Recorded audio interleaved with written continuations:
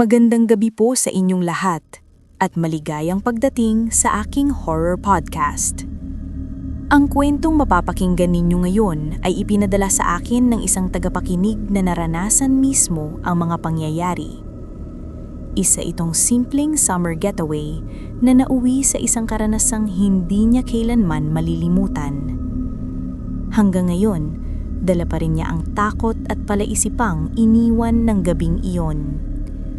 Ito ang kwento ng isang pagkakaibigan na hindi niya inakalang may tinatagong lihim.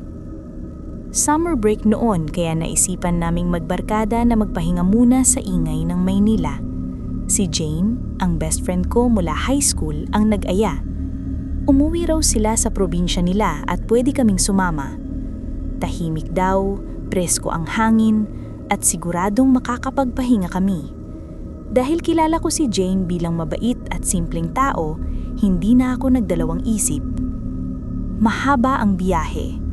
Pagkababa namin ng bus, sumakay pa kami ng jeep, takos ay tricycle, hanggang sa wala ng maayos na kalsada. Nagtaka ko kasi palayo ng palayo sa kabihasnan ang tinatahak namin. Nang tanungin ko si Jane, ngumiti lang siya at sinabing, "Malayo talaga, sanay na kami." Bandang hapon na kami nakarating sa isang liblib na sitio. Halos magkakadikit ang mga puno at ang mga bahay ay gawa sa kahoy at pawid. Walang signal, walang ilaw sa kalsada at kakaiba ang katahimikan. Parang may nakamasid sa bawat galaw namin. Sinalubong kami ng pamilya ni Jane. Magalang sila pero may something sa mga mata nila na hindi ko maipaliwanag. Hindi sila masyadong nagsasalita at parang iniiwasan nila kaming titigan ng matagal. Napansin ko rin na walang kahit anong salamin sa bahay. Wala sa banyo, wala sa kwarto. Nang nagtanong ako, mabilis na sinagot ng nanay ni Jane na hindi kailangan yan dito. Simula noon, parang hindi na ako mapakali. Pagsapit ng gabi, maaga kaming pinatulog. Walang kuryente, lampara lang ang ilaw. Habang nakahiga ako, naririnig ko ang mga yabag sa labas ng bahay. Paikot-ikot, mabibigat, parang hindi pang tao. Gusto kong isipin na hayop lang, pero may kasamang bulungan. Mahina pero malinaw na parang may binibigkas na pangalan. Bandang hating gabi, nagising ako nang mapansin kong wala si Jane sa tabi ko. Bumangon ako at sumilip sa maliit na siwang ng pinto. Doon ko sila nakita. Ang pamilya ni Jane, nakatayo sa ilalim ng puno. Hindi na mukhang tao.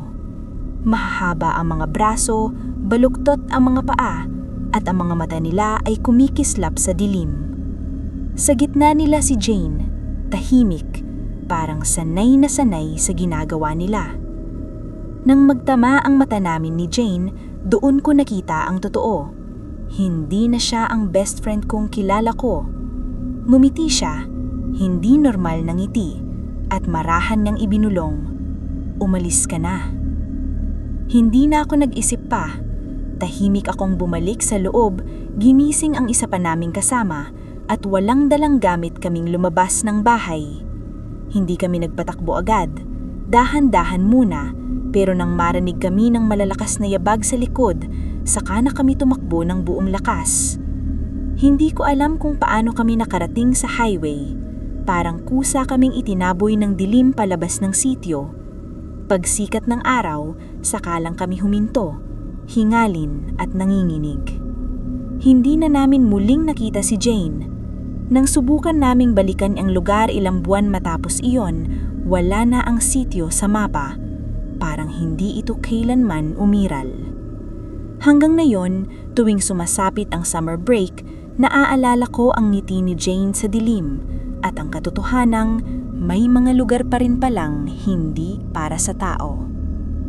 Hanggang dito na lamang po. Maraming salamat sa pakikinig.